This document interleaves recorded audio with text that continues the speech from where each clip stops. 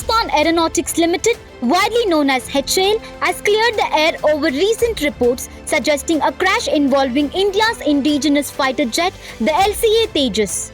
According to the company, there has been no crash. HAL explained that what actually happened was a minor technical issue on the ground. The incident did not involve the aircraft taking off or being in the air, and no damage of serious nature was reported. The company stressed that the Tejas continues to maintain one of the best safety records globally among modern fighter aircraft. As a routine measure, HAL is conducting a detailed analysis of the incident to ensure everything is fully understood. The company is also working closely with the Indian Air Force to resolve the matter quickly and efficiently.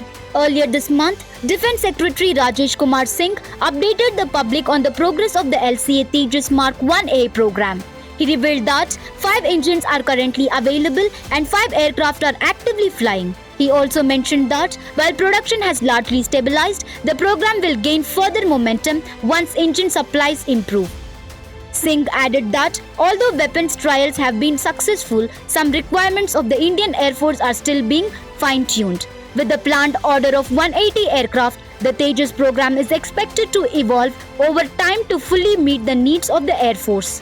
However, while minor ground-level technical glitches may happen, the LCA Tejas continue to be a reliable, safe and evolving fighter jet reflecting India's growing defense capabilities.